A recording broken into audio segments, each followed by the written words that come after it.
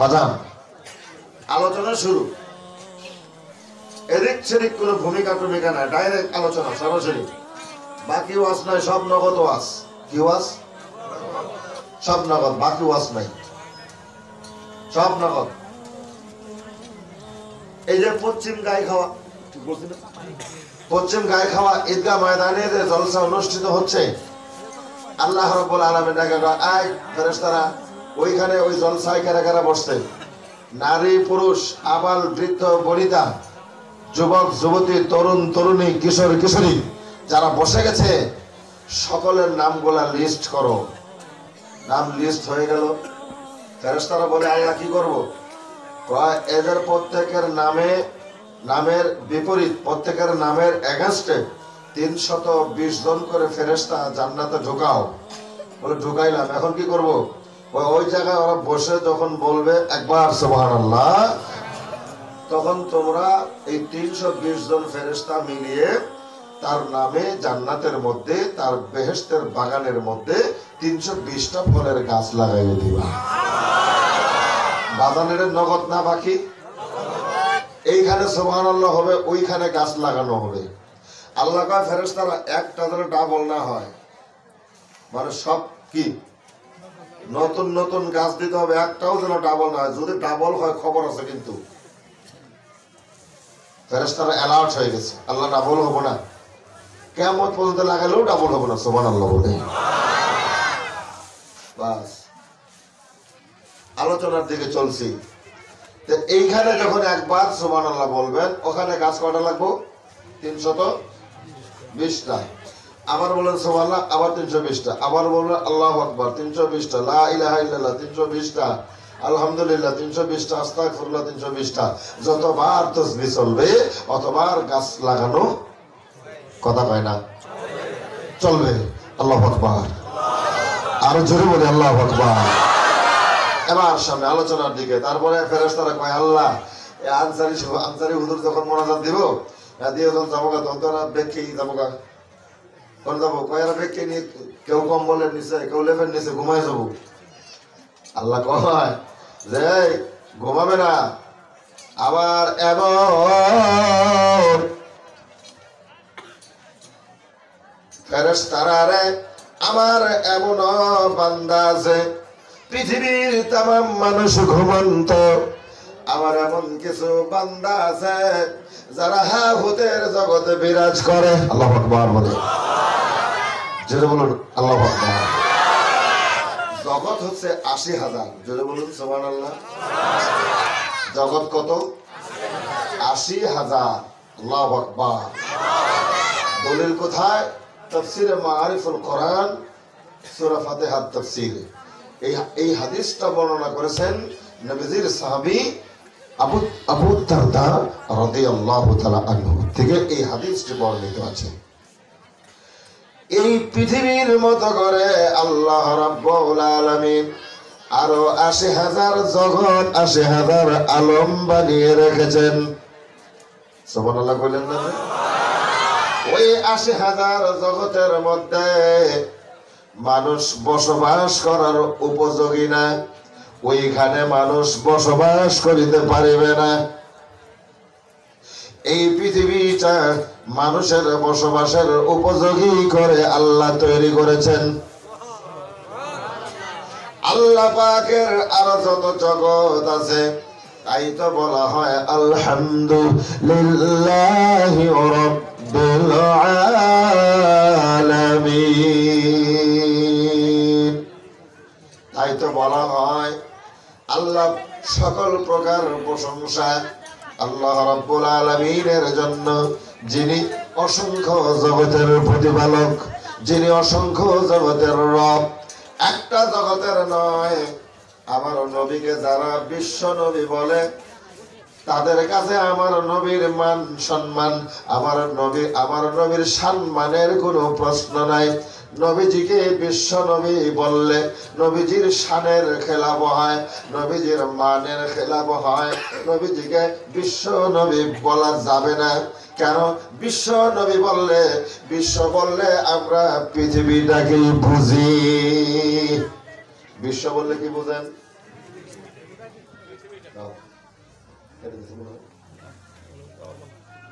আমার ভাইরা, বিশ্ব বললে আমরা পৃথিবীটাকেই বুঝি। আমার কথাগুলো গভীর মনোযোগ না দিলে বুঝবেন না। তাহলে যারা আমার আপনার নবীকে বিশ্ব নবী বলে, তাদের ধারণা হলো নবী শুধু এই পৃথিবীর নবী। কিন্তু আল্লাহ রাব্বুল আলামিন বলেন, আমি হলাম লিল্লাহি রাব্বিল আলামিন।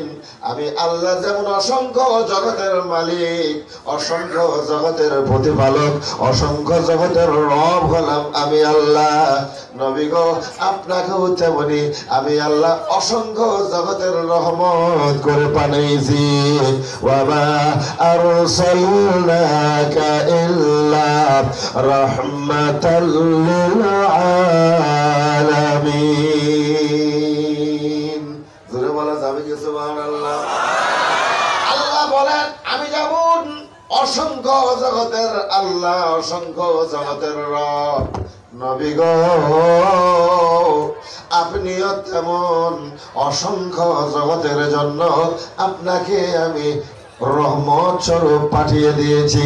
তাহলে আল্লাহ বলেন অসংখ্য জগতের রব। আল্লাহ বলেন আবার আমি আল্লাহর রাজত্ব যত দূর, আমি আল্লাহর আলমের বাউন্ডারি যত দূরে, আপনি নবীর রহমতের বাউন্ডারি তত দূরে। জোরে বলুন সুবহানাল্লাহ।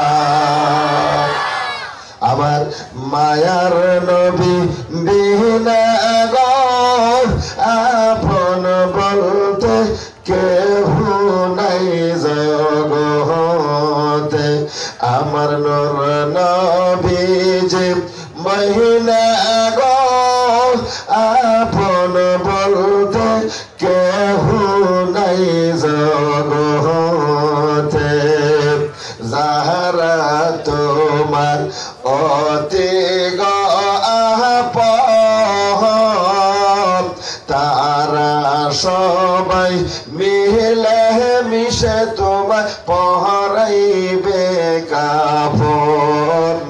যারা তোমার অতি গো আপন, তারা সবাই মিলে মিশে পহরাইবে কাফন। ঠিক কিনা বলেন? বাপ ভাই আত্মীয় স্বজন চাচা যেন মামা খোরা যা আছে, তাড়াতাড়ি মারা যাওয়ার সাথে সাথেই কি করবে তারা? তাড়াতাড়ি করো, কবরে রাখো, দাফন করো, কাফন পরো, কাপড় আনো, বাঁশ কাটো, কবর করো, মানুষ জিয়াফত করো, তাড়াতাড়ি করো। ঠিক কিনা বলেন? তাই বলা হয়েছে যারা তোমার অতি গো আপন, তারা সবাই মিলে মিশে তোমায় পহরাইবে কাফন। ওরে তারা আবার করবে দাফন ওহিনা নিঝুম কবরে। আপন বলতে কেহ নাই জগতে। আমার নূর নবীজি বিনা গো আপন বলতে দেখি না জগতে। জোরে বলা যাবে কি আমি? আমার ভাইরা, তাহলে আমার আল্লাহ বলেন নবী গো আমি আল্লাহ নিলাম 12। তার মানে আল্লাহ বলেন লা ইলাহা ইল্লাল্লাহ। এইখানে 12টা বর্ণ আমি আল্লাহ দিলাম, একটা বর্ণের উপরে নিচে কোনো নুক্তা দিলাম না। আমি আল্লাহ নুক্তাবিহীন 12টা বর্ণ নিলাম। নবী গো আমি অসংখ্য জগতের রব হলাম, আপনাকে অসংখ্য জগতের রহমত বানাইলাম। আমি আল্লাহ নিলাম 12টা লা ইলাহা ইল্লাল্লাহ। এইখানে বাজান 5টা শব্দ আছে, লা ইলাহা ইল্লা আল্লাহু, লা ইলাহা ইল্লা আল্লাহু, লা ইলাহা ইল্লা আল্লাহু। এই 5টা শব্দ, এই 5টা শব্দের মধ্যে 5টা কালিমা। এই 5টা কালিমার মধ্যে কয়টা আছে, নফি কয়টা আছে, ইসবাত কয়টা, হ্যাঁ বোধক কয়টা না বোধক, এটা জেনে নিতে হবে। বেটা তোর মুর্শিদে কামেল অলির দরবারে যাইতে হবে, মুর্শিদে কামেল অলির কদমে যাই তোকে জানতে হবে, নইলে সারা জিন্দেগি যাবে তোর বিফলে, কালেমার ভেদ তুই জানতে পারবি না। এই পাঁচটা ভাগ আমি কইলাম, এই পাঁচটা ভাগে তো বেটা তুমি জানো না। এই পাঁচটার মধ্যে কয়টা নফি আছে, কয়টা ইসবাত আছে, এই কালেমা তুমি কার কাছে জানবে? দুনিয়ার কোন মাদ্রাসায় এই কালেমা শিক্ষা দেওয়া হবে না। এই কালেমা শুধু তোমাকে জানার জন্য শিক্ষা দেওয়া হবে, লা ইলাহা ইল্লাল্লাহু মুহাম্মাদুর রাসূলুল্লাহ, তুমি এতটুকুনি জানতে পারবে, কিন্তু কালেমার নিগুড় তত্ত্ব তুমি জানবে না। খারাপ লাগতেছে, কষ্ট হতেছে বাজান? তার মানে কালেমা, এই কালেমার এই পাঁচটা শব্দ, এখানে 12টা বর্ণ আছে, একটা বর্ণের উপরে নিচে কোনো নুকতা নাই। আল্লাহ বলেন, নবী গো আমি নুকতাবিহীন 12টা বর্ণ নিলাম, ইয়া রাসূলুল্লাহ মুহাম্মাদুর রাসূলুল্লাহ আপনাকেও দিলাম 12টা। আপনার নামের বর্ণগুলোর উপরে নিচে কোথাও কোনো নুকতা দিলাম না, আমি নিলাম নুকতাবিহীন, আপনাকেও দিলাম নুকতাবিহীন। আমি নিলাম 12, আপনাকে দিলাম 12, রাইতে দিলাম 12, দিনে দিলাম 12। জোরে বলা যাবে কি সুবহানাল্লাহ? ইয়া রাসূলুল্লাহ আমি আপনাকে কোন দিক দিয়ে ছোট করি নাই। আমার ভাইরা, আমার বলার অর্থ হলো আল্লাহ রব্বুল আলামিন বলেন যে অসংখ্য জগতের রহমত করে আমি আপনারে পাঠাইছি, রহমত ব্যতীত পাঠাই নাই। তাহলে আমরা বিশ্ব নবী বলি, তার মানে এমন কিছু মানুষ আছে গো, নবী দুশ্মন, নবীর বিদ্বেষী, নবীর আসল দুশ্মন, নবীর সম্মান গাইলে তাদের গায়ে অ্যালার্জি ওঠে, নবীর শান বর্ণনা করিলে অ্যালার্জি ওঠে। আল্লাহ রাব্বুল আলামিন বলেন, আলাম নাশরাহ লাকা সাদরাক ওয়া ওয়াদা'না আনকা বিযরাক আল্লাযী আনকাযা যাহরাকা ওয়া রাফা'না লাকা যিকরাক। আমি একটা আয়াতের তাফসীর করিতে পারিব না রে বাজান। একটা আয়াতের তাফসীর করিতে গেলে বাজান সময় তো 3 থেকে 4 ঘন্টা লেগে যাবে। আল্লাহ রাব্বুল আলামিন বলেন, ওয়া রাফা'না লাকা যিকরাক, নবী গো আমি আল্লাহ আপনার প্রশংসা গোটা বিশ্বময় ছড়িয়ে দিতে চাই, অসংখ্য জগতে ছড়িয়ে দিতে চাই। জোরে বলুন সুবহানাল্লাহ। আল্লাহ আমার নবীর প্রশংসা করে, আমরা প্রশংসা করিলে বলে নবীরে আল্লাহর উপরে তুলে ভালাইলাম, আল্লাহ সে বড় বানাইলাম। অনেকেই এরকম বলেন, নবীর সম্মান সহ্য করতে পারে না। বেটা নবীরে সাধারণ মানুষের কাতারে নামাইছে। ওই দিন হাসডোবা প্রোগ্রাম করলাম, তো প্রোগ্রামে নবীর সম্মান নিয়ে কিছু আলোচনা চলছিল। তো ওইখানে একজন কইলো, হুজুর আপনি নবীর সম্মান কইতেছেন, আমরা এনাম করে না, আলিম আছে, মুফতি হুজুর একজন আছে, মুফতি হুজুরে কইছে, কি কইছে? কইছে যে নবী আমগুর মতো সাধারণ মানুষ। আচ্ছা বলেন, এই বেঈমানের ঈমান আছে? কথা বলেন না কেন? এই বেঈমানের ঈমান আছে? নবীকে সাধারণ মানুষের শ্রেণীতে নামাইছে, ওটা আলিম হোক আর জালিম হোক, তাতে আমার কিছু আসে যায় না। কারণ নবী মুহাম্মদ রাসূলুল্লাহ সাল্লাল্লাহু আলাইহি সাল্লামের 3টা সূরা। কয়টা সূরা? জোরে বলেন কয়টা? গভীর মনোযোগ না দিলে বুঝবেন না। আপনার আমার নবীর 3টা সূরা। একটা সূরাতের নাম হলো সূরাতে হাক্কি, আরেকটা সূরাতের নাম হলো সূরাতে মালাকি, আরেকটা সূরাতের নাম হলো সূরাতে বাশারি। এই সূরাতে বাশারি তরজমা করিয়ে বলে নবী আমাদের মতো মানুষ ছিলেন। বেড়া ভালো করে লেখাপড়া করিস, চোখে যদি কম দেখস তাহলে কচুর পাতা খাইতে বলা হলো। কচু পাতা খাইলে চোখের জ্যোতি বেশি হয়, কথা বুঝেন?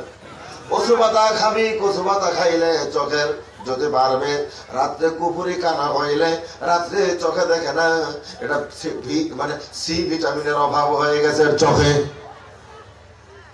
আমার ভাইরা, বাসার মানে মানুষ নয়, বাসার মানে মাটির উপরে। দেখবেন যে আপনাদের বলি যে চর এলাকায় যাবেন, চর মাটির উপরে একটা স্বরের মতো থাকে কিনা, দুধ জাল দিলে যেমন স্বর হয় না, মাটির বর্ণা পড়লে দেখবেন বর্ণার উপরে একটা বালুর একটা প্রলেপ পড়ে, ওই প্রলেপটার নাম হলো বাসার। বাসার মানে চামড়া বেটা, বাসার মানে মানুষ না। 1 কোটি টাকা 1 কোটি টাকা 1 কোটি টাকা 1 কোটি টাকা মানে আপনার চ্যালেঞ্জ হলো। বাসার মানে যদি কেউ প্রমাণ করে দিতে পারে মানুষ, তাহলে 1 কোটি টাকার চ্যালেঞ্জ। ও 1 কোটি দেবে, আমরাও 1 কোটি টাকা দেবো, 2 কোটি টাকা জমা দিয়ে চ্যালেঞ্জের মোকাবেলায় বসবো। বাসার মানে যদি মানুষ প্রমাণ করে দিতে পারে, তাহলে 1 কোটি টাকা নিয়ে যাবে। আবার ভাইরা, কিয়ামত পর্যন্ত যদি চেষ্টা চালায়, বাসার মানে মানুষ প্রমাণ করিতে পারবে না। বন্ধুরে, এই কারণে বললাম বাসার মানে হলো চামড়া। মানুষের মাংসের উপর একটা চামড়া আছে কিনা বলেন? এই চামড়া মানে হলো বাসার, মাটির উপরের প্রলেপটা হলো বাসার। এই বন্ধুরে, এই বাসার মানে হলো মানুষ। তাহলে মানবী ছড়াতে এখানে এটাকে মানুষ বোঝানোর কারণে মানব মানব মানব বলা হয়েছে, কিন্তু অরিজিনালি বাসার মানে মানুষ নয়। বাসার মানে তো খুশ খবরীয় হয়, জোরে বলুন সুবহানাল্লাহ। ওয়াবাশশিরিল মুমিনিন, মুমিনদের জন্য শুভ সংবাদ, খুশ খবরই। একটু আওয়াজ লাগিয়ে বলা যাবে কি সুবহানাল্লাহ? আমার ভাইরা, এই কারণেই বললাম বন্ধুরা, নবীজিকে তারা সাধারণ মানুষের কাতারে নামিয়ে দিয়েছে। বাসার তার মানে নবীর সূরা ছিল বাসারি, সূরাতে বাসারি, সূরাতে হাক্কি, সূরাতে মালাকি, সূরাতে বাসারি। নবীজির 3টা সূরা, এই 3টার মধ্যে বাজান 3 ধরনের ব্যাখ্যা। এই কথাটা পাবেন কোথায়? নবীজির যে 3টা সূরা, এটা পাবেন কোথায়? এটা তাফসীরে রুহুল বায়ান। একটু কিতাবপাতি কিনেন, একটু পড়েন, একটু স্টাডি করেন। তাফসীরে কথা বলেন, তাফসীরে রুহুল বায়ান। তাফসীরে রুহুল বায়ানে লিখছে কে? আল্লামা ইসমাইল হাক্কি বুরুজি হানাফি রাহিমাহুল্লাহ। জোরে বলুন সুবহানাল্লাহ। ইনি হানাফি মাযহাব অবলম্বী ছিলেন। আল্লামা ইসমাইল হাক্কি বুরুজি, বিশাল তাফসীর, তাফসীরে রুহুল বায়ান। তাফসীরে রুহুল বায়ানের 13 নম্বর পৃষ্ঠায় এই কথাটা লেখা আছে। আর এখন যে নবীজির 3টে সূরাতের কথা আলোচনা করলাম, এটা সূরা মারইয়ামের তাফসীরে লেখা আছে। আমার ভাইরা, তাফসীরে রুহুল বায়ানের 13 নম্বর পৃষ্ঠায় আল্লামা ইসমাইল হাক্কি বুরুজি হানাফি রাহিমাহুল্লাহ বলেন, কি বলেন? আল্লাহ পাকের 3000 নাম। কত নাম? আল্লাহ পাকের 3000 নাম। 3000 নাম, 1000 নাম ফেরেশতাদেরকে আল্লাহ পাক দিয়েছিলেন, আর 1000 নাম দিয়েছিলেন আল্লাহ পাক নবীদেরকে। নবীরা ছাড়া 1000-এর সন্ধান কেউ জানে না, ফেরেশতারা ছাড়া 1000-এর সন্ধান কেউ জানতো না। 300 নাম তাওরাতে ছিল, 300 ইনজিলে ছিল, 300 জবুরে ছিল, এই হলো 900। আর 99টা ফিল কোরআন। আর 99টা নাম আল্লাহ পাক কোরআনে দিয়েছে। একটা নাম এক কম 3000 নাম। জোরে বলুন সুবহানাল্লাহ। আল্লামা ইসমাইল হাক্কি হানাফি রাহিমাহুল্লাহ বলেন, আল্লাহর 3000 নাম, 3000 নামের মধ্যে 2999টা নাম বের হলো। কোরআন শরীফে 99টা নাম। এই হাদিসটা বর্ণনা করেছেন ইমাম বুখারী রাহিমাহুল্লাহ। আমার বন্ধুরে, একটা নাম আল্লাহ বলেন, এই ইসমাইল হাক্কি বুরুজি বলেন, একটা নাম হলো ইসমে আজম অথবা ইসমে আসরারি।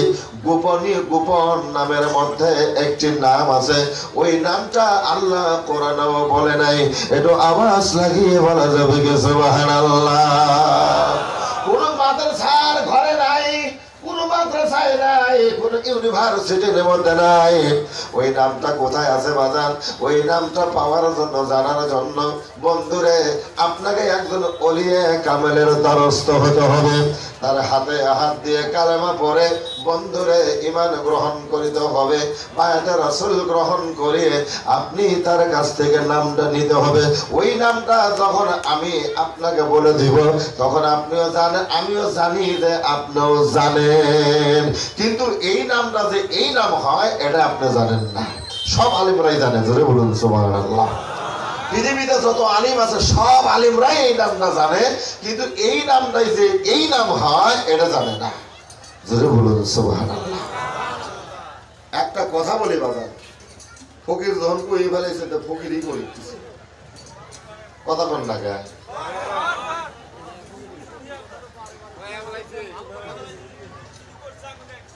ফকির যদি কইছে তো ফকিরই করি, ফকিরই করি এখানে। আমার ভাইরা, নবীজি বলেন আমি যে কথাগুলো বলি যদি পারো তাহলে বেড়া কাটো, চ্যালেঞ্জ। আমার ভাইরা, ইচ্ছা হলো কথাগুলো গভীর মনোযোগ না দিলে বোঝা যাবে না।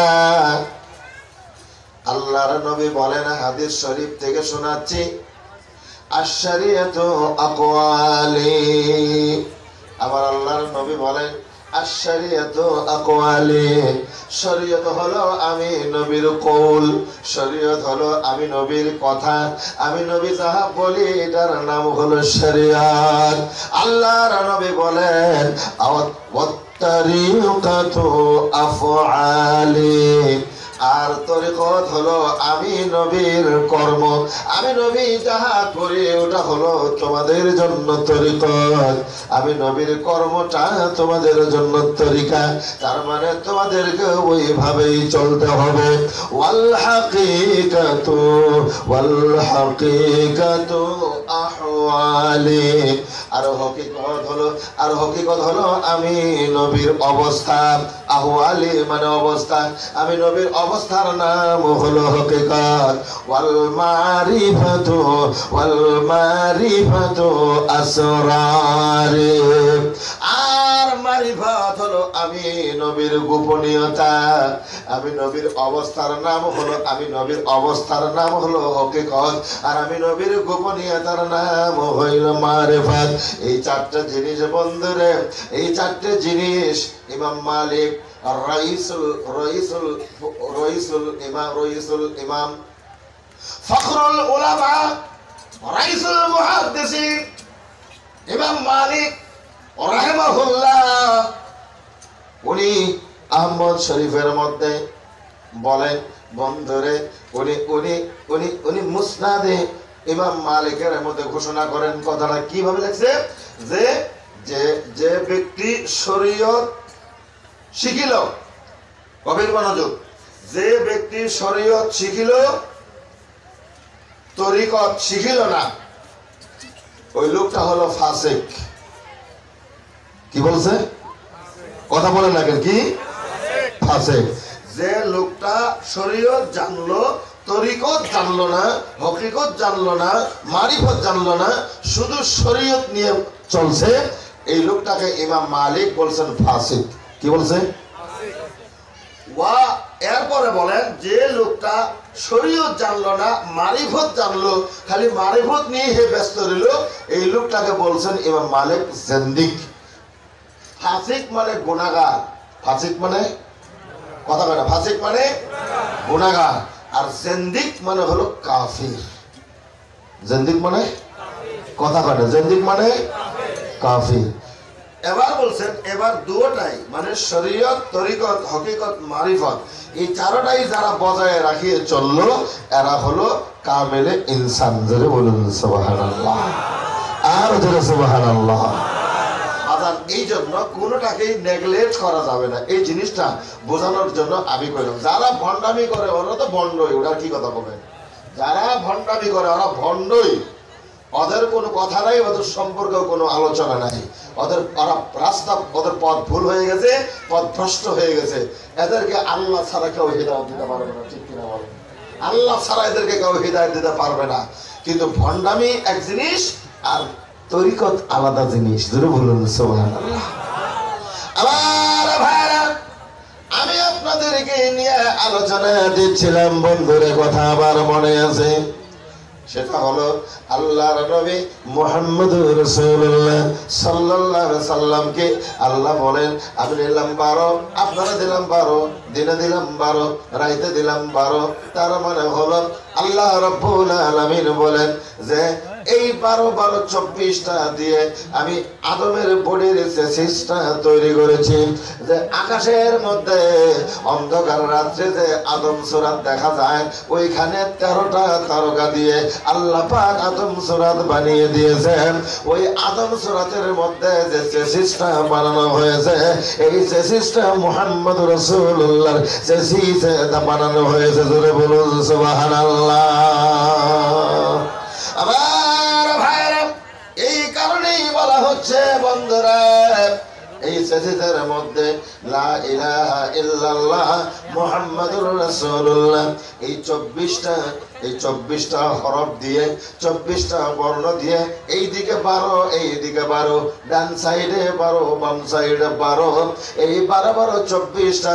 এটা হলো মুহাম্মাদুর রাসূলুল্লাহ কালেমা তাওহীদ লা ইলাহা ইল্লাল্লাহ মুহাম্মাদুর রাসূলুল্লাহর চেসিস। জোরে বলুন সুবহানাল্লাহ। আমার ভাইরা, এবার লা ইলাহা ইল্লাল্লাহ এটা কালেমার প্রথম অংশ। এটা আগে আসলো কেন বলবো?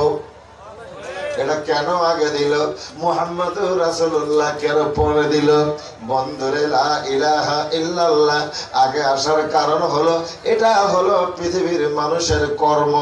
ধরে বলুন সুবহানাল্লাহ। লা ইলাহা ইল্লাল্লাহ হলো আমাদের কর্ম। আমাদের কর্ম আমরা বায়াতে রাসূল গ্রহণ করলে, হুজুর আমার বাসকান্দির হুজুর, আমারও হুজুর আমাকে তাসবিহ দিয়েছে লা ইলাহা ইল্লাল্লাহ 100 বার। 6 তাসবিহ আছে, 6 তাসবিহ কতক্ষণ না খায়? ওরে লা ইলাহা ইল্লাল্লাহ 100 বার আছে না? সুবহানাল্লাহ 100 বার, আলহামদুলিল্লাহ 100 বার, লা ইলাহা ইল্লাল্লাহ 100 বার, আল্লাহু আকবার 100 বার, আস্তাগফির 100 বার, দরুদ শরীফ 100 বার। আছে না নাই? আছে। আমার ভাইরা, তাহলে 100 বার করে তাসবিহ দেওয়া হয়েছে। 12 তাসবিহ জিকিরের মধ্যে আমার বন্ধুরে লা ইলাহা ইল্লাল্লাহ 200 বার জিকিরে দেওয়া হয়েছে।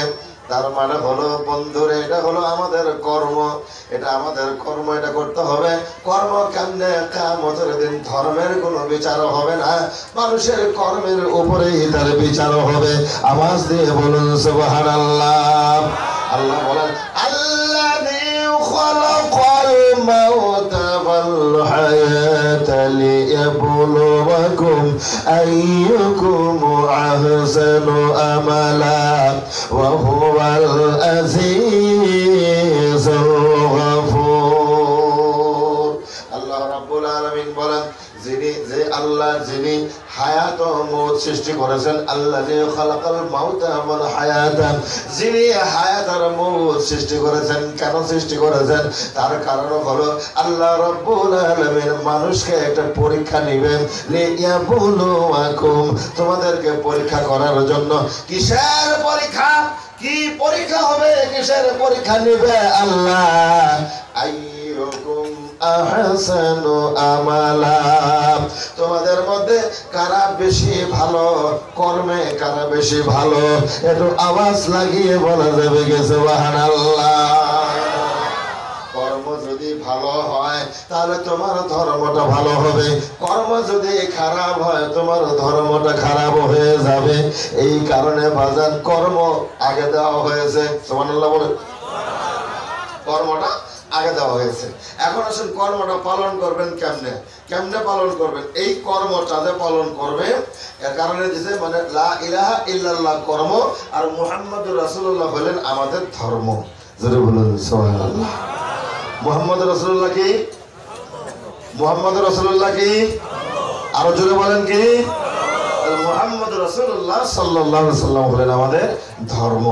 ইনি হলেন আমাদের ধর্ম। কেন ধর্ম? আমাদের ধর্মের নাম কি জিজ্ঞেস করলে বলবেন ইসলাম। তাহলে মুহাম্মাদুর রাসূলুল্লাহ, তারপর মুহাম্মাদুর রাসূলুল্লাহ মাথা আপাদ মস্তক এটা পুরাটাই নাম হচ্ছে ইসলাম। জোরে বলুন সুবহানাল্লাহ। আমার ভাইরা, মুহাম্মাদুর রাসূলুল্লাহ মানে হলো ইসলাম। যার কাছে আমরা ইসলাম পেয়েছি, জোরে বলুন ঠিক কিনা? আমরা ইসলাম কার কাছে পাইছি বাজান? নবীজির কাছ থেকে ইসলাম পেয়েছি, এই কারণে তাকে ইসলাম বলা হয়েছে। তার কাছ থেকে আমরা ইসলাম পেয়ে আমরা গ্রহণ করে হয়ে গেলাম মুসলমান। বন্ধুরে, আর আপনার আমার নবী হলেন ঈমান। আমরা তার থেকে ঈমান গ্রহণ করে আমরা হইলাম ঈমানদার। নবী হইলেন ঈমান, আমরা হইলাম ঈমানদার। উনি হলেন ধর্ম, আমরা হইলাম ধার্মিক। উনি হলেন ইসলাম, আমরা হইলাম মুসলমান। জোরে বলা যাবে কি সুবহানাল্লাহ? আমার ভাইরা, গোলাপ ফুল যেমন গোলাপ ফুলের মধ্যে একটা সুঘ্রাণ আছে কিনা বলেন? একটা বাসনা আছে না? গোলাপ ফুলের মধ্যে একটা খুশবু আছে কিনা? আছে। আচ্ছা, সারা দুনিয়ার যত বড় বড় বৈজ্ঞানিক আছে, এরা যদি চেষ্টা করে যে গোলাপ ফুলের ভিতর থেকে বাসনাটা আলাদা করে হালাবো, পারবো কি? যেটা বলেন পারবো? ওরা আকাশ দিয়ে উঠতে পারে, এটা ঠিক। ইমানদার হয়ে গেছে, আবু বকর সিদ্দিক হয়ে গেছে, নবীকে মানে ওমর ফারুক হয়ে গেছে। আমার বন্ধুরে, নবীকে মানে ওসমান জিন্নুরাইন হয়ে গেছে। আলী নবীকে মানে মাওলায়ে কায়নাত হয়ে গেছে। হাসান হুসাইন নবীজিকে মানে জান্নাতের পার্মানেন্ট প্রেসিডেন্ট হয়ে গেছে। জোরে বলা যাবে কি সুবহানাল্লাহ? আমরা ভোট দিয়ে প্রেসিডেন্ট বানাইলাম কয় বছর? জোরে বলেন। এমএলএ বানাইলে কয় বছর? মন্ত্রী বানাইলে কয় বছর? 5 বছর। আল্লাহর নবী বলেন, হাসান আর হুসাইন এমন ভাবে নবীজিকে মানছে, আল্লাহ রাব্বুল আলামিন ওদের জান্নাতে প্রেসিডেন্ট পার্মানেন্ট বানিয়ে দিয়েছেন। ওদের মেয়াদ কোনোদিন শেষ হবে না, ভ্যালিডিটি কোনোদিন ফুরাবে না। জোরে বলুন সুবহানাল্লাহ। আমার ভাইরা, এই কারণে বলি, নবীর সাথে যদি একটু বেয়াদবি হয়ে যায়, আল্লাহ বলেন, লা তারফাউ আসওয়াতাকুম ফাওকা সাওতিন নবী ওয়া লা তাজহারু লাহু বিল কওলি কাযাহরি বা'দিকুম লিবা'দিন আও তাহাবাতু আমালুকুম। আল্লাহ রাব্বুল আলামিন বলেন সূরা হুজরাতের মধ্যে, আল্লাহ বলেন কি? লা তারফাউ আসওয়াতাকুম ফাওকা সাওতিন নবী। ও সাহাবীরা, তোমরা শুনে নাও, তোমরা কথা বলতে গিয়ে একজন অপরজনের সাথে কথা বলতে গিয়ে যেইভাবে বলো, এইভাবে বলতে গিয়ে যদি আমার রাসূলের কথার আওয়াজের চাইতে যদি তোমাদের গলার আওয়াজ একটু বেশি হয়ে যায়, তাহলে মনে রাখিও, ওয়ালা তাজহারু লাহু বিল কওলি কাযাহরি বা'দিকুম লিবা'দিন। একজন অপরজনের সাথে কথা বলতে যেমন আওয়াজ বেশি হয়ে যায়, আমার নবীর সামনে কথা বলতে গিয়ে যদি এমন কারো গলার আওয়াজ যদি আমার নবীর আওয়াজের চাইতে যদি একটু বেশি হয়ে যায়, মনে রাখিও, তাহলে আমি তোমাদের সারা জিন্দেগীর সব আমলগুলো ধ্বংস করে দেব। আল্লাহ কাউরে খাতির করে নাই, সাহাবায়ে কেরাম খাতির করেন নাই। আমার এই আয়াত নাযিল হওয়ার পরে হযরত আবু বকরের মতো সাহাবী, বন্ধুরে এত আস্তে কথা বলতেন, 2 বার 3 বার জিজ্ঞেস না করলে আবু বকরের কথা বোঝা যাইত না। জোরে বলুন সুবহানাল্লাহ। ওমর পাগের মতো সাহাবী, ও খালি গর্দান সাইজ করে দিত। কি করতো? ওমর খালি কইতো, নবী গো খালি পারমিশন দেন, রে আউনি সাইজ করে আলাম, পারমিশন চাইতো খালি। নবীজি সাহাবায়ে কেরাম পরিবেষ্টিত মসজিদের ভিতরে এক বেদুইন এসে মসজিদের মধ্যে দাঁড়ায় পেশাব করতেছে। মসজিদের ভিতরে ঢুকছে, ঢুকে ভিতরে দাঁড়ায় পেশাব করতেছে। বলার কথা বলেন, আমার কথার দিকে আসেন। পেশাব করতেছে, নবীজি আল্লাহু আকবার, আল্লাহু আকবার বলেন। ওমর কয়, দেখেন তো, মানে একটু মুখামুখি দেখেন তো গো নবী, ইয়া রাসূলুল্লাহ, কত বড় বেয়াদব, কত বড় সাহস। আমরা এখানে বসে আছি, মসজিদের ভিতরে দাঁড়ায় আমাদের সামনে প্রস্রাব করে। ইয়া রাসূলুল্লাহ, পারমিশন দেন, এখনই সাইজ করা হালামো। কি করবো? এখনই ওটার কথা বলতে, তোমার এখানে সাইজ করার মধ্যে নাম্বার 1। এখনই সাইজ করবো, কোন খালি পারমিশন দেন। নবীজি বললেন, ওমর বয়, রাখ রাখ, ওরা পেশাব করবার দে, ওরা সাইজ করিস না, ওরা ধমক দিস না, ওরা ধমক দিলে পেশাব বন্ধ হয়ে গেলে ওর বেমার হতে পারে। তোরে বলুন সুবহানাল্লাহ, ওর বেমার হতে পারে, বন্ধ করিস না, পেশাব করতে দে, করুক। পেশাব করা শেষ হয়ে গেছে, নবীজি বললেন, সালমান ফার্সি উমুক উমুক উমুক, তোমরা পানি নিয়ে আসো, এখানে মসজিদ সাফ করে দাও। পানি মেরে দিল, মসজিদ পরিষ্কার করে দিল। আল্লাহর বন্ধু মুহাম্মদ রাসূলুল্লাহ সাল্লাল্লাহু আলাইহি সাল্লাম চলে গেলেন ইহুদির কাছে, গিয়ে বললেন, বাবা গো, তুমি যেখানে তোমার কোনোদিন যদি প্রসাবের প্রয়োজন হয়, আসো আমার সাথে, এইখানে নয় বাজার, এটা আমাদের মসজিদ, এখানে আমরা ইবাদত করি, এখানে আমরা নামাজ পড়ি, এখানে আমরা তাসবিহ তাহলিল পড়ি, এখানে আমরা সলা পরামর্শ করি, এইখানে আমরা জিকির আজকার করি, এইখানে আসহাবে সুফফাদের বসবাস, এখানে মাদ্রাসা। জোরে বলুন সুবহানাল্লাহ। তুমি এইখানে পেশাব করবা না, বন্ধুরে আসো আমার সঙ্গে। এবার নিয়ে গেলেন মসজিদে নববীর বাইতুল খানা, পেশাব পায়খানায় নিয়ে গিয়ে বললেন, আমাদের কারো যখন পেশাবের প্রয়োজন হয় এইখানে পেশাব করি, আর আমাদের কারো পায়খানার প্রয়োজন হইলে ওই জায়গায় পায়খানা করি। তোমার যদি কোনোদিন পেশাবের ব্যাগ হয়, এইখানে পেশাব করিও আর ওইখানে পায়খানা করিও। যেখানে পেশাব করেছ ওইটা আমার মাবুদের ইবাদতের জায়গা। এটা আওয়াজ লাগিয়ে বলা যাবে কে সুবহানাল্লাহ। ইহুদির সন্তান ডাক দিয়ে বললেন, ইয়া রাসূলুল্লাহ, নবী গো, ইয়া রাসূলুল্লাহ, আমার ভুল হয়ে গেছে গো নবী, আমি ইচ্ছে করে ওখানে গিয়ে প্রসাব করেছি। কেন? কেন রে বাজান, কেন? আপনাকে পরীক্ষা করার কারণে। আপনি যদি সত্যি পয়গম্বর হন, আপনি আমার সঙ্গে রাগ করবেন না, আমাকে মারবেন না, পিটাইবেন না, ধমক দিবেন না। আর যদি আপনি মিথ্যা নবী হন, তাহলে আমার সঙ্গে ডাকাডাকি করবেন, আমি টের পেয়ে যাব, তাহলে আমি আপনার ফিতনায় থেকে বেঁচে যাব। আমার মনে বিশ্বাস হয়ে গেছে। আল্লাহর নবী বিদায় দিলেন, তুমি যাও, পোশাক পায়খানা প্রয়োজন হলে দেখাই দিলাম, এইভাবে তুমি হাজত ছেড়ে নিবে। এবার বলে, ইয়া রাসূলুল্লাহ, আমি খালি হাতে যাওয়ার জন্য আসি নাই, আমি খালি হাতে যাব না গো, খালি হাতে যাব না। কি নিয়ে যাবে? হাত বাড়িয়ে দিয়েছে, ইয়া রাসূলুল্লাহ, আপনার পবিত্র হাত মুবারক বাড়িয়ে দেন, আমার এই কালিমা পড়িয়ে মুসলমান বানিয়ে দেন। লা ইলাহা ইল্লাল্লাহু মুহাম্মাদুর রাসূলুল্লাহ, লা ইলাহা ইল্লাল্লাহ, জোরে লা ইলাহা ইল্লাল্লাহ, লা ইলাহা ইল্লাল্লাহ। আমার বন্ধুরে, আল্লাহর নবী বক্তব্য দিতেছিলেন মসজিদে নববীর মধ্যে বসিয়ে। আলোচনা, এত উন্নত মানের আলোচনা, বক্তব্য দিচ্ছেন রহমাতুল লিল আলামিন, আর শ্রোতা হচ্ছেন সাহাবায়ে কেরাম।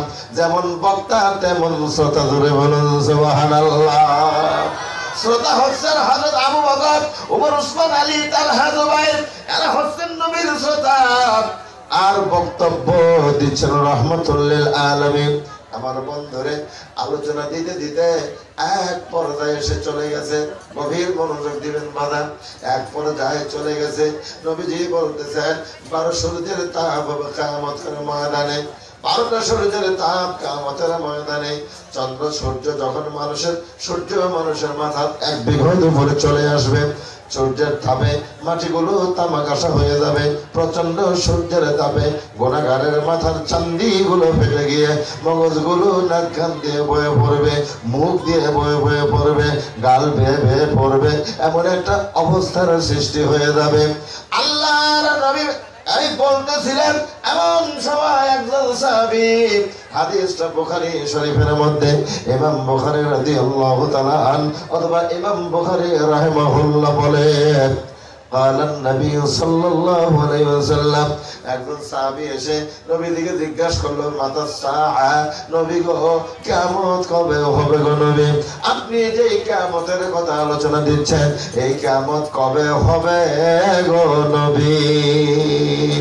নবী আবার জিজ্ঞেস করেন, ওয়াইলাকা ওয়া মা আদাতালাহা, সাহাবীরে তুমি যে কিয়ামতের কথা আমারে জিগাইতেছো, এই কিয়ামতের জন্য তুমি এমন কি ভালো আমল তোমার আছে, কি আমল সংগ্রহ করেছো যে তুমি কিয়ামতের জন্য তাড়াহুড়া করিতেছো? আল্লাহর নবীর সাহাবী আল্লাহু আকবার বলেন, ডাক দিয়ে বলেন, ওয়া মা আদাতুলাহা, নবী গো আমার তেমন কোনো ভালো আমল নাই গো নবী।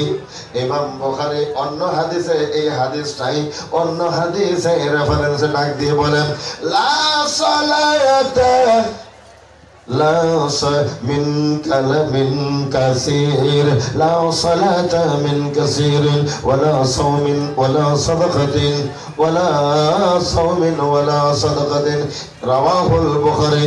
ইমাম বুখারী ডাক দিয়ে বলেন যে ওই লোকটা সাহাবীরা ডাক দিয়ে বলতেছে, নবী গো আমার তেমন কোনো নামাজ নাই, রোজা নাই, হজ যাকাত নাই, আমি তেমন ভালো করে দান খয়রাত করিতে পারি নাই। আল্লাহর নবী বলেন, সাহাবী তুমি কি নামাজ পড়ো নাই বলে পড়েছি, রোজা রাখো নাই বলে রেখেছি, দান খয়রাত করো নাই করেছি, হজ পালন করো নাই করেছি, তবে তুমি কি নামাজ ছাড়া সাহাবী নাকি? বলে না নবী গো আমি নামাজ ছাড়া সাহাবী হতে পারি নাই, নামাজও আছে, রোজাও আছে, হজও আছে, যাকাতও আছে নবী গো, কিন্তু কিয়ামতের ময়দানে আল্লাহর সামনে দেখানোর মতো কোনো আমল আমার নাই। জোরে বলা যাবে কি সুবহানাল্লাহ? এটা একজন সাহাবীর ভাষ্য। ইমাম বুখারী রাহিমাহুল্লাহ বলেন যে কিয়ামতের ময়দানে আল্লাহর সামনে যে আমলটা আমি দেখাবো, আল্লাহর সামনে দেখানোর মতো আমল আমার হয় নাই, ওটা আমল হয়নি, দেখাইতে পারবো না। তবে নবী গো একটা জিনিস আমার আছে গো নবী, ইল্লা আন্নী উহিব্বুল্লাহ ওয়া রাসূলুহু, নবী গো আমার একটা আমল আছে গো নবী, এটা আমি আমার আল্লাহর সামনে দেখাইতে পারবো। জোরে বলুন সুবহানাল্লাহ। আল্লাহর নবী বলেন, আপনার আমার নবী বলেন ডাক দিয়ে, কি রে কি রে সাহাবী, কি আমল তোমার আছে যেটা আমার আল্লাহর সামনে দেখানোর সাহস তোমার আছে? ইয়া রাসূলুল্লাহ আল্লাহর সামনে দেখানোর মতো একটা আমল আমার কাছে আছে, ওটা হলো আল্লাহ বলে, সাহাবী বলেন ওটা হলেন, আল্লাহর কসম করে বলতেছি, আন্নী উহিব্বুল্লাহ ওয়া রাসূলুহু, আমি আমার জীবনের চাইতে আল্লাহকে এবং আপনি মুহাম্মদুর রাসূলুল্লাহকে আমি আমার জীবনের চাইতে অধিক ভালোবাসি। ইয়া রাসূলুল্লাহ কিয়ামতের ময়দানে এই আমলটা আমি আমার আল্লাহর সামনে তুলে ধরতে পারবো, তার মানে হলো আমার জীবনের চাইতে আমি আমার রাসূলকে বেশি ভালোবাসি।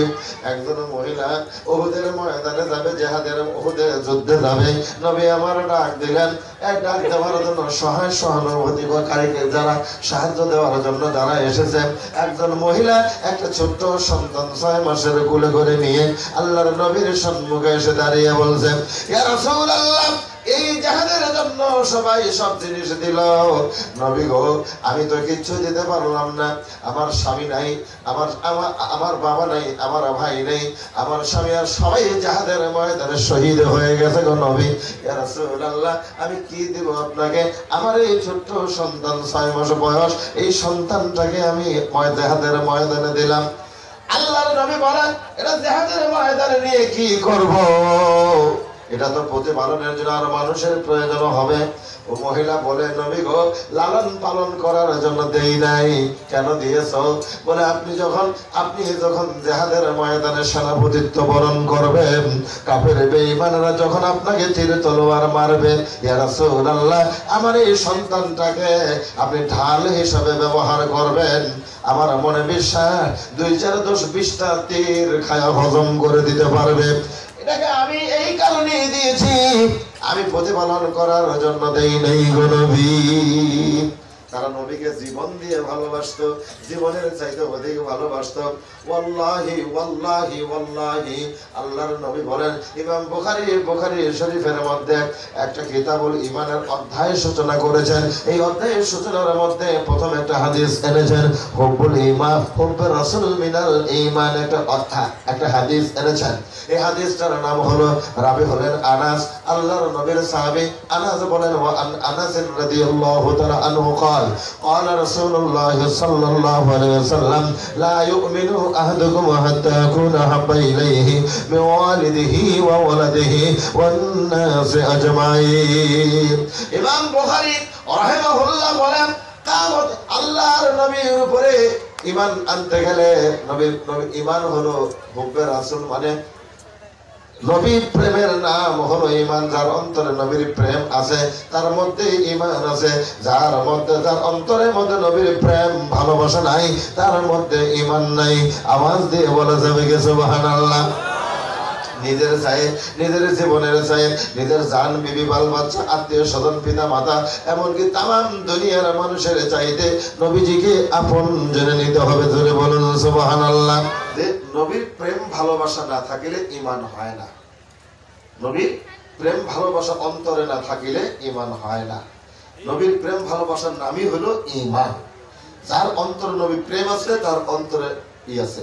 আল্লাহ বলে যে লা ইলাহা ইল্লাল্লাহ এখানে আছে। একজনে নামাজ পড়ে, রোজা করে, হজ করে, যাকাত দেয়, সব করে, কিন্তু মুহাম্মদুর রাসূলুল্লাহ একটু কম কম মানে।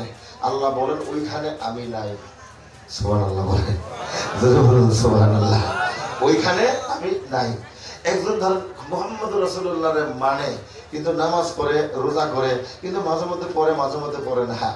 এমনও হয় 3 ওয়াক্ত পড়ে, 2 ওয়াক্ত পড়ে না, 4 ওয়াক্ত পড়ে, 1 ওয়াক্ত পড়ে না, কিন্তু মুহাম্মদুর রাসূলুল্লাহরে পুরাপুরি সে মানে, খুব মহব্বত করে। আল্লাহ বলেন আমি ওই জায়গায় আছি। জোরে বলুন সুবহানাল্লাহ। কেন? আল্লাহ বলেন মাই ইউতি রাসূল ফাকাত আতা আল্লাহ। কেউ যদি আমি আল্লাহকে মানতে চায় তাহলে আমার রাসূলকে অনুসরণ করিলে আমি আল্লাহকে মানা হবে। জোরে বলুন সুবহানাল্লাহ। রাসূল হাত দিয়ে বালু নিক্ষেপ করছে হিজরতের রাতে, ওয়ামা রামাইতা ইয রামাইতা ওয়ালাকিন্নাল্লাহ রামা। নবী হাত দিয়ে বালু ঘরের ভিতরে ছিড়াইয়া দিছে। জিবরাইল এসে কইলো বালু ছিড়াই দেন ঘরের ভিতরে। শত্রু ঘরের বাইরে, বালু ছিড়াইলো ঘরের ভিতরে। পরক্ষণে জিবরাইল আয়াত নিয়ে নাযিল করে বলে কি, ওয়ামা রামাইতা ইয রামাইতা ওয়ালাকিন্নাল্লাহ রামা। নবী গো, বালু তো আপনি ছিটান নাই, বালু আমি আল্লাহ কুদরতে হাত দিয়ে ছিটিয়েছি। জোরে বলুন সুবহানাল্লাহ। নবী ছিটাইলে আল্লাহ ছিটানো হয়, নবীকে মানলে আমার আল্লাহ মানা হয়। জোরে বলুন সুবহানাল্লাহ। নবীকে মানলে আল্লাহ মানা হয়। আল্লাহু আকবার। মাওলানা জালালউদ্দিন রুমি রাহিমাহুল্লাহ ডাক দিয়ে বলেন, কি বলে? গরর তো খাহে खुदाए खुद खरीदाने मोहम्मद, खुदा मिलता वो बाजारे मोहम्मद, खुदा मिलता वो बाजारे मोहम्मद। কেউ যদি এই জামানায় মুহাম্মদের আল্লাহর দরবারে বসতে চায়, আল্লাহর সহবতে বসতে চায়, তাহলে লোকটা যেন আল্লাহর নবীর দরবারে গিয়ে বসে। আল্লাহর নবীর দরবারের নাম হলো আল্লাহর দরবার। একটু আওয়াজ লাগিয়ে বলা যাবে কি সুবহানাল্লাহ। মাওলানা জালালউদ্দিন রুমি বলেন, गर तो खाही हम नशीनी बाखुदा, गर तो खाही हम नशीनी बाखुदा, गहो नशीनी दर हुजूर औलिया, गहो नशीनी दर हुजूर औलिया। কেউ যদি আল্লাহর দরবারে বসতে চায়, এই জামানায় যদি আল্লাহর দরবারে বসতে চান, তাহলে তিনি যেন আল্লাহর ওলির দরবারে গিয়ে বসে।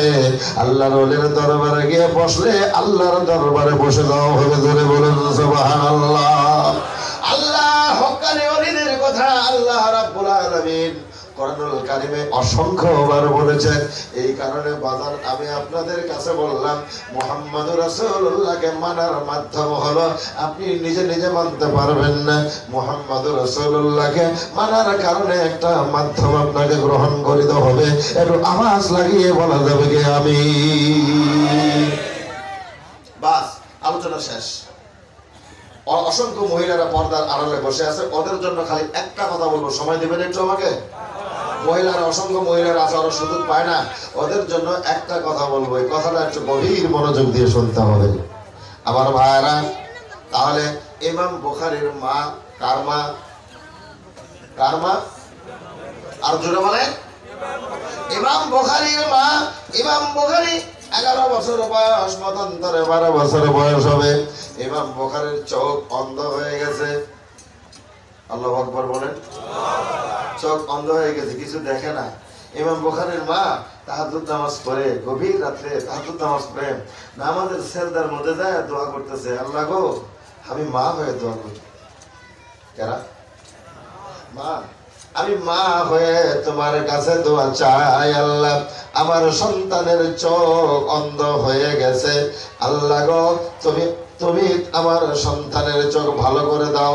আমার সন্তান পৃথিবীতে আপনজন, তার মায়ের মুখ তার বাবার মুখ দেখতে পারে না, আল্লাহ তোমার কালাম দেখতে পারে না, তোমার নবীর হাদিস পড়তে পারে না, আমার সন্তানের চোখ তুমি ভালো করে দাও। বাজান নামাজ শেষ করিয়ে যায় নামাজের মধ্যে ইমাম বুখারীর মা ঘুমিয়ে গেছে। রাত্রে স্বপ্ন দেখতেছে ইমাম বুখারীর বিছানার পাশে আল্লাহ রাব্বুল আলামিন 1,30,00,000 মুসলমানের জাতির পিতা ইব্রাহিম আলাইহিস সালাম, আল্লাহর পয়গম্বর ইব্রাহিম আলাইহিস সালামকে ইমাম বুখারীর বিছানার পাশে নামিয়ে দিয়েছেন। জোরে বলুন সুবহানাল্লাহ। দোয়া করেছিল কে? জোরে বলেন কে? মা দোয়া করিলে পয়গম্বর নামে। আল্লাহু আকবার। জোরে বলুন আল্লাহু আকবার। মা দোয়া করিলে আল্লাহর পয়গম্বর নামে। সন্তানের বিছানার পাশে ইব্রাহিম খলিল নামছে বাজান, ইব্রাহিম খলিল নামিয়ে পয়গম্বরের হাতটা, ইব্রাহিম আলাইহিস সালামের হাতটা ইমাম বুখারীর চোখের মধ্যে এমন করে বুলিয়ে দিয়ে বাজান হাতটা সরিয়ে নিয়েছে। আমার ভাইরা আর বলে গেলেন কানে কানে, ইসমাইল ও তুমি সকালবেলা যখন চোখটা খুলবা একটু লাহে লাহে আস্তে আস্তে করে চোখটা খুলিও। ইব্রাহিম আলাইহিস সালাম চলে গেলেন। ইমাম বুখারী সকালবেলা ফজরের আযান হয়ে গেছে, ফজরের মসজিদে আযান হয়ে গেছে। আযান শোনার পরে মার ঘুম ভেঙে গেছে, মা উঠে গেছে, সন্তান ঘুমের থেকে উঠে গেছে। উঠে গিয়ে বলে আম্মা আমার চোখ ভালো হয়ে গেছে, আমি দেখতেছি। কিরে তোমার চোখ ভালো হয়েছে? বলো হ্যাঁ। তুমি দেখো? বলো হ্যাঁ। আমি কোনে আছি? আপনি মুখে আছেন। কেমনে ভালো হয়েছে?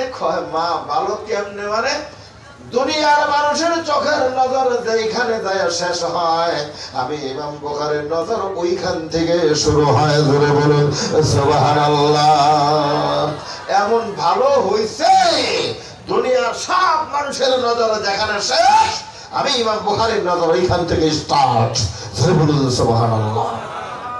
উহুদের ময়দান, যুদ্ধের ময়দানে এক সাহাবীর চোখ মানে চোখ বের হয়ে গেছে, চোখ বের হয়ে চোখটা ঝোল পড়তেছে। নবীজির কাছে গিয়ে বলতেছে, হুজুর আমার চোখ ভালো করে দেন। কি ভালো করে দেন? যেটা বলেন কি? চোখ।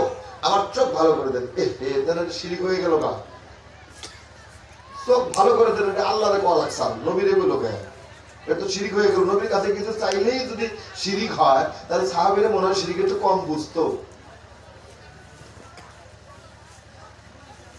আমরা একটু বেশি বুঝি শিরিক। সাহাবী জিহাদের ময়দানে নবীকে গিয়ে বলছে, আচ্ছা আপনাদের হিসাবে কি হয়? আল্লাহর কাছে কোয়া লাগছাল না?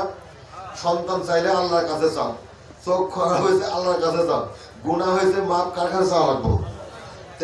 একজন সাহাবী মসজিদে আইতেছে, নামাজ পড়াতো না, আইতে রাস্তায় খারাপ কাজ করছে, আয়া ডাইরেক্ট মসজিদে বলছে, নবীকে আমি গুনাহ করেছি, আমাকে পবিত্র করে দেয়। পবিত্র ও করবে না আল্লাহ করবে? কথা বল না। তাহলে সাহাবী তো শিরক কম বুঝতো মনে হয়। একটু পড়াশোনা ভালো করে তারপরে কথাবার্তা বলতে হয়। নবী গো আমার চোখ ভালো করে দেন। আল্লাহ নবী কয় তুমি চোখ চাও না জান্নাত চাও? সাহাবী কয় হুজুর জান্নাতও চাই চোখও চাই। জোরে বলুন সুবহানাল্লাহ। তুমি তো দারুণ চালাক দেখি, তুমি তো দারুণ চালাক, তো জান্নাতও লাগবে? হ্যাঁ জান্নাত চোখও লাগবো, আমি জান্নাতও চাই চোখও চাই। আল্লাহু আকবার। আয় দিগায় আয় দিগায় কাছে গেছে। আল্লাহু আকবার। নবীজি চোখটা নিয়ে হাতের জোরে চোখটা ঢুকাই দিছে, ঢুকাই দিয়ে মুখে একটু থুথু মুবারক নিয়ে ভালো করে লাগাই দিছে। খুল, আস্তে আস্তে খুল, আস্তে আস্তে খুল, আস্তে আস্তে খুলছে। ব্যথা আছে? বলে না। আল্লাহর কসম কোনো ব্যথা নাই। জোরে বলুন সুবহানাল্লাহ। ব্যথা নাই? বলে না। দেখা যায়? বলে হ্যাঁ। কিরম দেহ? কয় দুনিয়ার মানুষের নজর যেখানে শেষ ওইখান থেকে আমার শুরু হয়। জোরে বলুন সুবহানাল্লাহ। ইনি হলেন মুহাম্মদ রাসূলুল্লাহ। ইচ্ছা ছিল নবীদের সম্পর্কে গভীর কিছু কথা আমি আপনাদের শোনাবো, কিন্তু জীবনেও যা শুনেন নাই, কিন্তু পরিবেশটা নষ্ট করে দিলেন আপনারা, যার জন্য হয়তো আমি আর এদিকে আগ বাড়বো না। আমার ভাইরা, একজন মানুষ জীবনেও যা নবী সম্পর্কে শোনে নাই, এক কথায় প্রকাশ করে দেই বাজান, তুমি যেখানে আছো এখান থেকে আল্লাহ পাকের যত সৃষ্টি আছে সব তামাম সৃষ্টিগুলা নবীর নূর দিয়ে তৈরি করা হয়েছে। একটু আওয়াজ লাগিয়ে বলা যাবে কি সুবহানাল্লাহ? তাহলে মাটিতে বানাইছে, মাটিতে দাও, এটাও আমার নবীর নূরের তৈরি। আসমান দেখো নবীর নূরের তৈরি, জমিন দেখো নবীর নূরের তৈরি, পাহাড় পর্বত যা দেখো নবীর নূরের তৈরি। আমার আল্লাহ যে সিংহাসনে বসে আছেন ওটাও আমার নবীর তৈরি। তামাম পৃথিবীতে লৌহ কলম যা আছে এটাও আমার নবীর তৈরি। চন্দ্র সূর্য নবীর তৈরি। একটু আওয়াজ লাগিয়ে বলা যাবে কি সুবহানাল্লাহ? নবীর নূর দিয়ে বানানো হয়েছে। বন্ধুরে, এবার আমি আপনাদের কাছে বলবো, তার মানে হলো যে আল্লাহ পাকের নবী, আল্লাহ পাকের নবী মুহাম্মদুর রাসূলুল্লাহ একটা নিঃশ্বাস নিলেন প্রথম। এই নিঃশ্বাসটাকে আল্লাহ পাক তিনটা ভাগ করছে। এই একটা নিঃশ্বাস তিন ভাগ করে এক ভাগ দিয়ে বানাইছে, এক ভাগ দিয়ে নবীজি বংশ বুনিয়াদ বানাইছে। সুবহানাল্লাহ। তারপর আরেক ভাগ দিয়ে নবীর সাহাবী বানাইছে, আরেক ভাগ দিয়ে এক ভাগ দিয়ে নবী বংশ বুনিয়াদ সাহাবায়ে কেরাম এক ভাগ, আরেক ভাগ দিয়ে সমস্ত নবীদের রূহ বানাইছে। জোরে বলুন সুবহানাল্লাহ। সমস্ত নবীদের রূহ মোবারক বানানো হয়েছে নবীর নিঃশ্বাস থেকে। আরেক ভাগ দিয়ে বানানো হয়েছে নবীকে যারা ভালোবাসবে, অন্তরের মধ্যে মহব্বত, নবীর প্রেম তাদের অন্তরে ঢেলে দিয়েছে, এরা এই তিন দল বিনা হিসাবে আল্লাহ কিয়ামতে জান্নাতে দিবে। জোরে বলুন সুবহানাল্লাহ। এখন বাদতে যাই, হিসাব করে গণনা করে দেখিয়েন আপনি কোন দলে আছেন। আলোচনা ফাইনাল। আমার ভাইরা, আরেকটি বর্ণনার মধ্যে বলা হয়েছে এই নূরটা, এই যে নূর দিয়ে নবীকে তৈরি করা হয়েছে, এই নূরটাকে এক মুষ্টি নূর থেকে নিয়ে এটাকে এমন করে রাখিয়ে 12,000 বছর রাখা হয়েছিল। 12,000 বছর আল্লাহ পাকের যদি দিয়ে ওটা দেখেছেন, দেখার পরে ওইখানে 124টা ঘামের বিন্দু হয়ে যায়। ওই ঘামের বিন্দু থেকে আল্লাহ পাক 1,24,000 পয়গম্বর বানিয়েছেন। একটু আওয়াজ লাগিয়ে বলা যাবে কি সুবহানাল্লাহ? 1,24,000 সাহাবী বানিয়েছেন। আমার বন্ধুরে, আরেকটা ভাগ আছে, ওই ভাগ দিয়ে সকল মুমিন ঈমানদারদের রূহ বানিয়েছেন। এই তিনটে বিনা হিসাবে জান্নাতি। যারা নবীর আশেক তারা নবীরে ভালোবাসবে, যারা নবীরে ভালোবাসে না আমগমতো মানুষের কাতারে নামায়, হেরা এখনো নামেছে। যারা মাটির ব্যবসা করে ওরা কিয়ামত পর্যন্ত মাটির ব্যবসায়ী করবো। কথা বোঝা না ভাই? মাটির ব্যবসা যারা করে হেরা মাটির ব্যবসায়ী করবো। বাজার আলোচনা শেষ। মা বোনদের জন্য কথা বলতেছিলাম, তার মা দোয়া করলে আল্লাহর পয়গম্বর কথা কয় না, আল্লাহর পয়গম্বর নামে। তাহলে আপনার মায়ের দোয়া করলে নামবো না? কথা কয় না, কথা কয় না। আপনার মা যদি আপনার জন্য দোয়া করে পয়গম্বর নামাইতে আল্লাহ পারে কিনা বলেন? পয়গম্বরকে মায়ে নামায় না, আল্লাহ নামায়। এটা যে মা যে একজন ব্যক্তি পৃথিবীর মধ্যে, এই জিনিসটাকে বোঝানোর জন্য এই কথাটা কোথায় আছে? বুখারী শরীফের মুকাদ্দমার মধ্যে আছে। ম্যাডাম বুখারী শরীফ পড়ছে, মুকাদ্দমা পড়স নাই? মুকাদ্দমা পড়তে হয়। কিতাবের মুকদ্দমা না বললে কিতাবে কি আছে তুমি কেমনে জানবে? আল্লাহু আকবার, জুড়ে বলুন আল্লাহু আকবার। এটা বুখারী শরীফের মুকদ্দমা, ইসমাইল বুখারী শরীফ যে লেখছে বুখারীর মুকদ্দমা। বুখারী শরীফটা কেমনে লেখছে তাও তো তুমি জানো না।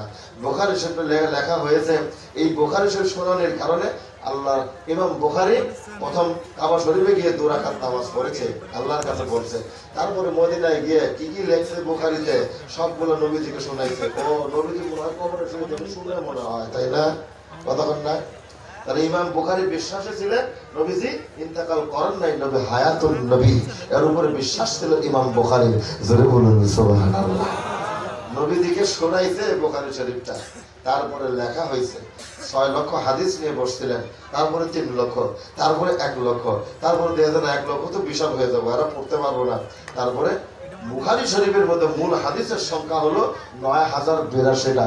আমাদের ভারতবর্ষে দারুল উলুম দেওবন্দে যে বুখারীর নুসখা আছে এর মধ্যে 7275 খান বা 77 খান হাদিস আছে। বাকি হাদিসগুলো হানাফি মাযহাবের পক্ষে ছিল। এই শয়তানের দলেরা এগুলো সমস্ত কাটছাট করিয়ে এখানে হাদিস সংগ্রহ করেছে। হানাফি মাযহাবের পক্ষের হাদিসগুলা সব বুখারী শরীফ থেকে আউট করে দিয়েছে। আউট করে দিয়ে 7276 বা 77 খান হাদিস দিয়ে বুখারী শরীফ বানিয়ে দিয়েছে।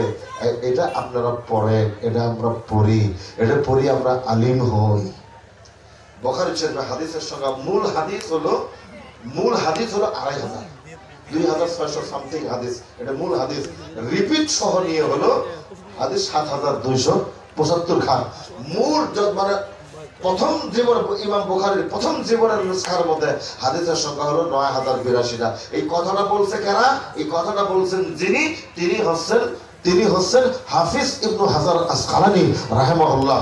উনি 4 লক্ষ হাদিসের হাফিজ ছিলেন। জোরে বলুন সুবহানাল্লাহ। আমগর সিনার মধ্যে যদি কেউ কিয়ামত পর্যন্ত ঘোষণা, যত মৌলানা মুফতি আছে এগুলো সিনার মধ্যে কিয়ামত পর্যন্ত ঘোষণা 10টা হাদিসের সনদ বাড়াবে না। আর ইমাম হাফিজ ইবনে হাজার আসকালানী 4 লক্ষ হাদিস সনদ সহ মতন সব মুখস্থ আছেন। জোরে বলুন সুবহানাল্লাহ।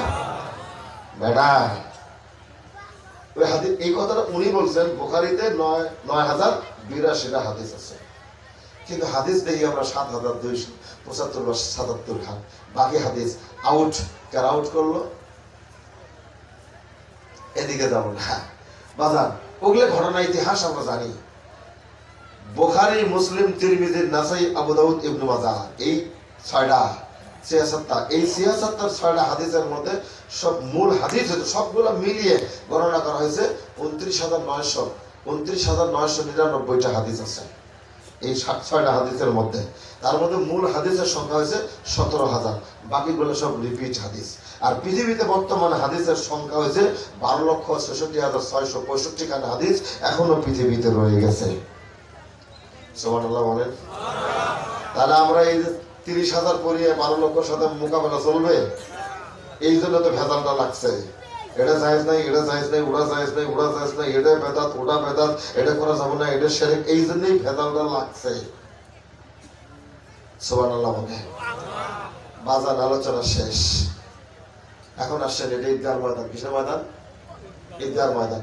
মা বোনদের জন্য বলতেছিলাম, তাহলে মা যদি দোয়া করে আল্লাহর পয়গম্বরের নামে, আপনার মায়ের দোয়া করলে নামবো না? কথা বলে আল্লাহ নামে তো পারবে না? জোরে বলেন পারবে না? আল্লাহ নামায় দিতে পারবেন পয়গম্বর। তাহলে বাড়তে যায় মার কাছে দোয়া চাবেন, মার হাতে চুমা খাবেন, এই কপালে চুমা খাবেন, পায়ে চুমা খাবেন। মার হাতে পায়ে, পিতা মাতার হাতে পায়ে কপালে চুমা খাবেন।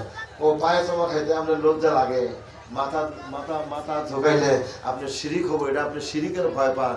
আপনার মাও যেদিন আপনার পায়ে চুমা খাইতেন সেদিন শিরিক হয় নাই? খায়? আপনার মা খায় নাই খালি পায়ের মধ্যে না, নাভির নিচে খায় নাই, সুমু খায়, কথা বলে না। ও ওই দিন শিরিক হয় নাই, আজকে তুমি খাতে গেলে শিরিক হয়। শিরিকের নজরের দিকে না দেখিয়ে মহব্বতের নজরে তাকাও, ইবাদতের নজরে তাকা, শিরিক হবে না, ইবাদত হবে। ধরে বলুন সুবহানাল্লাহ। কারণ মার পায়ের নিচে তোর বেহেশত, তুই মার পায়ে চুমা দিলি মানে আল্লাহ নবী বলেন বেহেশতের দরজা জানালার মধ্যে চুমু লাগাই দিয়েছে। ধরে বলুন সুবহানাল্লাহ। এই জন্য মা বাপকে শ্রদ্ধা করেন, ভক্তি করেন, মা বাপকে সম্মান করেন, দোয়া চান মা বাবার কাছে। আমার দোয়া কবুল হতেও পারে, নাও হতে পারে, কোনো গ্যারান্টি নেই, কিন্তু মা আর বাবা যদি দোয়া করে নবী বলেন 100% গ্যারান্টি দোয়া কবুল হবে। মার কাছে যান, দোয়া চান, বাবার কাছে দোয়া চান। কপাল পোড়া সন্তান দোয়া চাই যায় শ্বশুরের কাছে, শাশুড়ির কাছে, আছে না নেই? কথা কোন না? আম্মা দোয়া করেন, মায়ের জীবনে আম্মা করে করো না, শাশুড়িরে দয়া করি আম্মা। হ্যাঁ, শাশুড়ি আমার স্ত্রীর মা, তাকে মাতৃত্বের মর্যাদা দিতে হবে, কিন্তু মর্যাদা আগে দিতে হবে কোথায়? জোরে বলেন কোথায়? মা। শাশুড়ি আর বেড়ার বউ গোসল করবার গেছে ঝর্ণার মধ্যে, পার্বত্য অঞ্চল, ঝর্ণাতে গোসল করতে গেছে। শাশুড়ি করতেছে, মাগো আমার পিঠটা একটু ডইলে দে, পরিষ্কার করে দে, একটু ঘষে টসে দে। পিঠ ঘষে দিতেছে, শুরু করছে পিঠ ঘষে দিব, কিন্তু মানে হাত দিয়ে ঘষার চায়, কিন্তু বারবার খালি পা উঠে। কি উঠে? পা উঠে। শাশুড়ি দেখতেছে কি ব্যাপার, কি ঘটনা কি? পা ওঠে। শাশুড়ি বলে, ও মা পিঠ পরিষ্কার করে দে। বৌমা বলে, মাগো পিঠ পরিষ্কার করে দিতে চাই হাতে, কেন জানি বারবার খালি পা ওঠে। মাগো কেন জানি বারবার খালি পা ওঠে গো মা, পা ওঠে। শাশুড়ি দুই চোখের পানিগুলো ছেড়ে দিয়ে বলেছে, মারে আমি বুঝেছি, বুঝতে পেরেছি রে মা, তোর পা দিয়ে আমার পিঠের মধ্যে দুইটা লাথি মারো, কারণ আমি আমার শাশুড়ির লাথি মেরেছিলাম। কথা বুঝেন? তাহলে বাজান, যে মহিলারা পর্দায় বসে আছে, অনেক বউ আছে শ্বশুর শাশুড়ির কাছ থেকে ছেলেকে আলাদা করে নিয়েছে। ভুল বললাম না ঠিক বললাম? আলাদা করে নিয়েছে, বাবা মার করে যায় থেকে সন্তানকে ছিনিয়ে নিয়ে গেছে, আলাদা করে নিয়ে আলাদা জায়গায় থাকে। খোরচাটম তিলিং তিলিং পানি, তোর যে কি হয়েছে তাও আমি জানি, কেন আলাদা হয়ে থাকো ওরাও আমি জানি। সন্তান যা কামাই করবে, সারা জীবনে যা কামাই করবে সন্তানে, সব বাবা মার কামাই। জোরে বলুন সুবহানাল্লাহ। আয় নাদান, তোর বাবা মা তোরে পেশাব করে ফালিয়ে দিয়েছে, ওই পেশাবের ফেনার বদৌলতে আল্লাহ তোরে জন্ম দিয়েছে। তুই কি একদিন চিন্তা করে দেখেছিলি যে তোর মতো সন্তানকে তোর মুখে একটু হাসি বের করতে, তোরে ভালো কাপড় পরাইতে, ভালো করে পড়াশোনা করাইতে, ভালো করে জুতা স্যান্ডেল দিতে, ভালো কাপড় পরাইতে, তোর বাবা তোর পিছনে শরীরের রক্তগুলো পানি করে ফেলেছে, এখন কাটলে আর শরীরের রক্ত বের হয় না। তোমার মতো সন্তানের জন্য বাবা মা শরীরে রক্ত পানি করে ফেলেছে। বলা যাবে কিছু? সুবহানাল্লাহ। তুমি যদি তোমার বাবা মার কাছ থেকে আলাদা না হয়ে বাবা মার কাছে থাকো, যদি আলাদা হয়ে গেছো তাহলে তোমারে বলে দেই, তুমি তোমার মা বাবার খবর নিও, মা বাবার খবর রাখিও। আল্লাহর নবী বলেন, কোন সন্তান যদি বাবার পায়ে থেকে শুরু করে, মার পায়ে থেকে শুরু করা মাথা পর্যন্ত একবার মহব্বতের নজরে, মহব্বতের আবেগে তাকায় দেখে আর মনে মনে ভাবে, ইনি আমার বাবা হন, ইনি আমার মা, ইনি জনম দুঃখিনী গর্ভধারিণী মা হন। এই মানুষটার বেটার ভিতরে আমি 10 মাস 10টা দিন ছিলাম, পা দিয়ে লাথি মেরেছি, মাথা দিয়ে গুঁতো দিয়েছি, ইনি আমার গর্ভধারিণী জনম দুঃখিনী মা। আল্লাহর নবী বলেন, এর সন্তান প্রত্যেকটা নজরের বিনিময়ে একটা করে কবুলিয়ত হজের সওয়াব আল্লাহ তোর আমল নামায় দিবে। ও মাহবুব মাওলানা কি নাম লহিয়ে ডাকব তোমারে, জোরে বলা যাবে কি আমি? ইনি হলেন বাবা মা। এই জন্য বললাম বন্ধুরে, মা তোমরা যারা এমন করে ফেলেছ, তাহলে তোমরা তোমাদের শ্বশুর শাশুড়ির সেবা যত্ন করো, তাদের খবর রাখিও, তাদের খাবারের খবর রাখিও, তাদের কাপড় চোপড়ের খবর রাখিও। নইলে না করিলে তুমি বেটার বউকে বলছি, তুমি যেদিন শাশুড়ি হবে, তোমার সন্তানকে বিয়ে করাবে, তোমার ঘরে যেদিন বধূ আসবে, দেখবা যে তোমার মতো করে তোমার পুত্র বধূ তোমার সন্তানকে তোমার কলিজায় থেকে টান দিয়ে আলাদা করে থাকবে। পারে কিনা বলেন, জোরে বলেন পারে কিনা? এটা হবে এই বাজান, এটা ধারাইলে সুদা নিয়ে আছে, খাজাইলে পোড়া নিয়ে আছে। বন্ধুরে কিল দিলে ঘুষে খেতে হয়, লাথি দিলে বাজান লাথি খেতে হয়।